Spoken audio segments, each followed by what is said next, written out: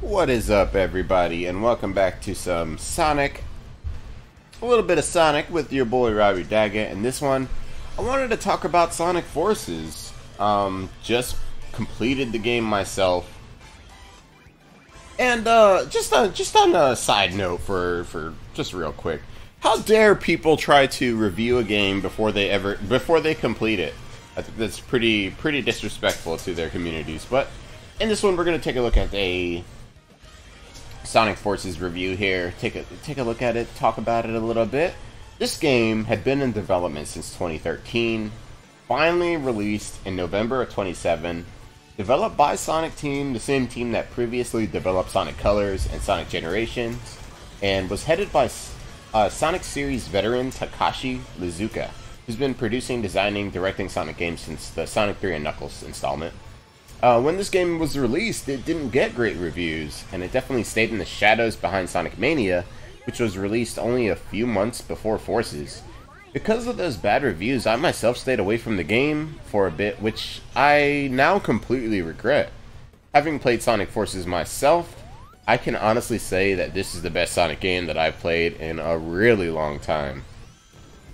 Sonic Forces takes place in a world where Eggman has control of 99% of the planet, and Sonic and friends are leading a group of freedom fighters in order to kind of fight back and try to take it all back.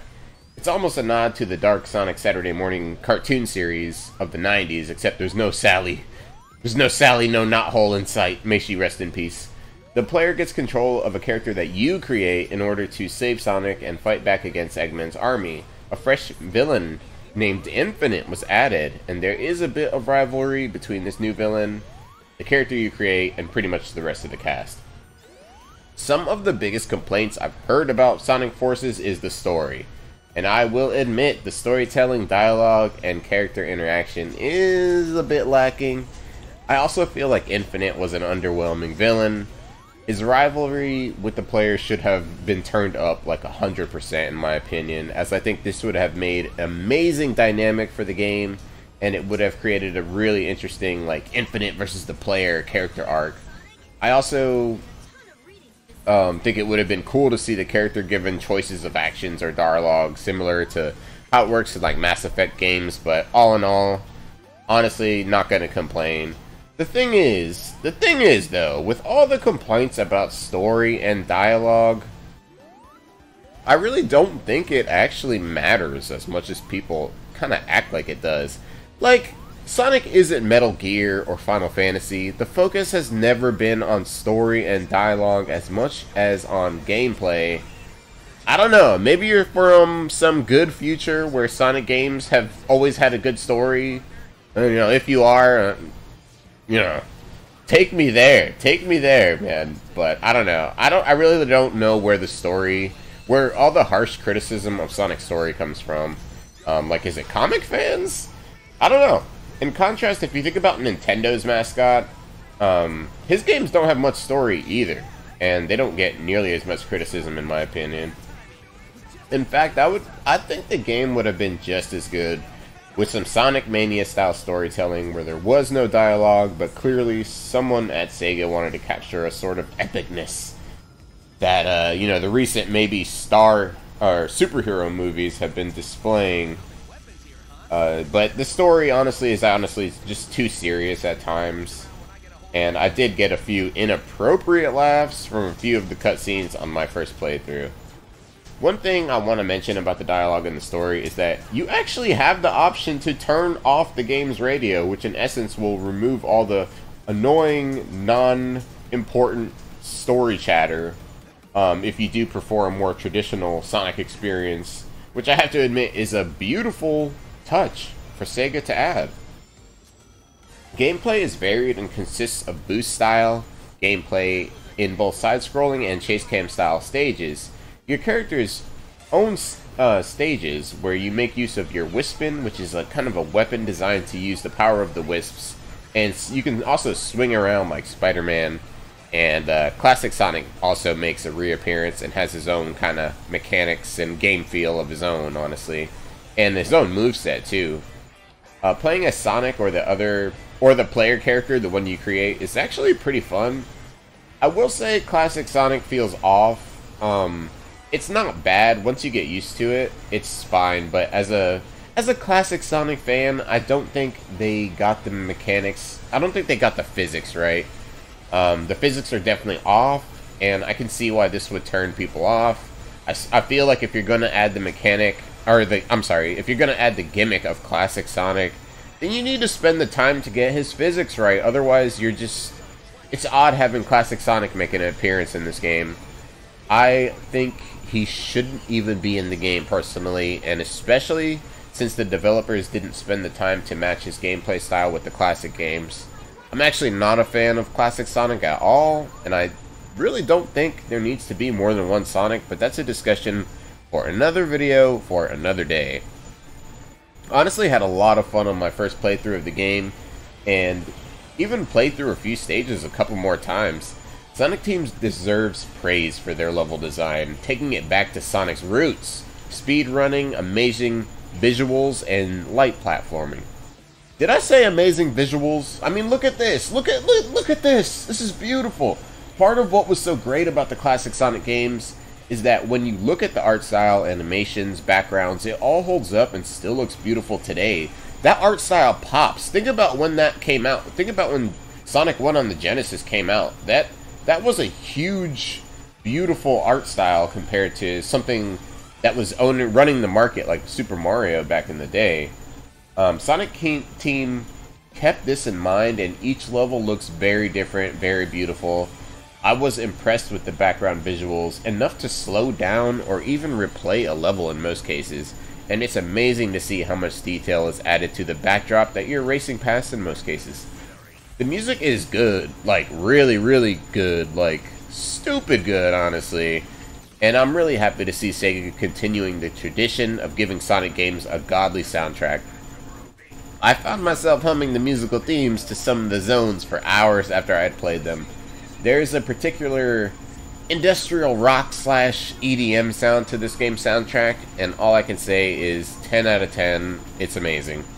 One of the biggest complaints I've read about and heard about when reviewing Sonic Forces is that it was too short. But to be honest, I was surprised the game was as long as it was, considering that classic Sonic games can be beaten in less than an hour and usually have around 20 zones, give or take. This game has 30 zones and a whole bunch of secret platforming type extra zones. My first live playthrough on Twitch took about 5 hours to beat the entire game's story, which is short for any games, but Sonic games are kind of created with a replayability in mind. In fact, I usually have more fun going back through the levels, exploring, speedrunning for that S rank, and jamming out to the great music. The game falls in line with pretty much every other Sonic game's length, but there is a ton of replay value in being able to collect different clothing, accessories for your character, and even secret levels that unlock when you do missions. And the game, the game gives you missions which are basically just like kind of achievements. But very cool, I thought. All in all, my only real complaint with the game is that I feel like a lot more could have been done with Infinite as the main villain instead of like this underling of Robotnik. Hopefully we see more of Infinite at some point in the future, and hopefully they kind of they make him a little bit more of a menacing character. Maybe even Robotnik will have to join forces with Sonic to take him down. That kind of thing is what I was hoping to see. Also, classic Sonic feels out of place here, from both a story perspective and when you play as him, but the rest of the game makes up for it by giving you some really fun levels, stunning visuals, and just ear-candy musical tracks. So,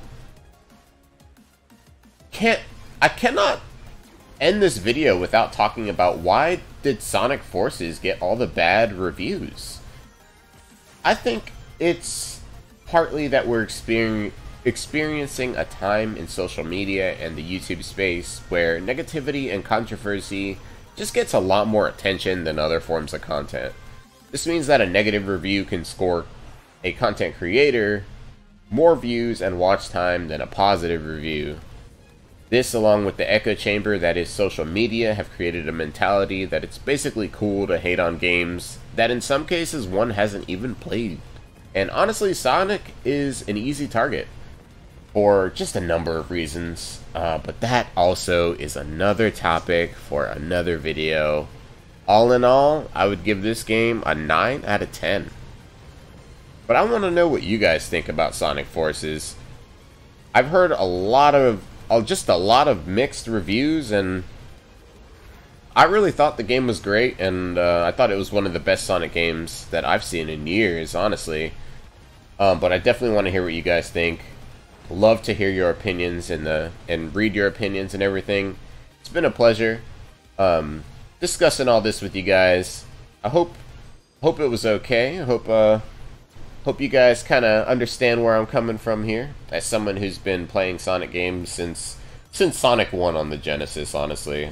I think this is great, and I don't know. I would say it's worth playing for yourself and making up your mind for yourself. Definitely, I think that everybody needs to keep that kind of thing in mind, especially when we're looking at reviews these days, because, I mean, people pretty much will say anything to get views, so keep that in mind when you're looking at reviews. I just don't think this game deserved all the bad reviews and stuff. And most of the things that people complain about are actually things you can turn off. So I don't know. Let me know what you guys think.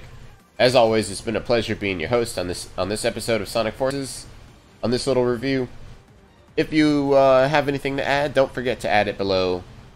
Leave a like, share, subscribe, all that good stuff. If you'd like to support this channel and see some more Sonic, don't forget to let me know down below. As always, it's been a pleasure. Take it easy, and I'll see you on the next Sonic.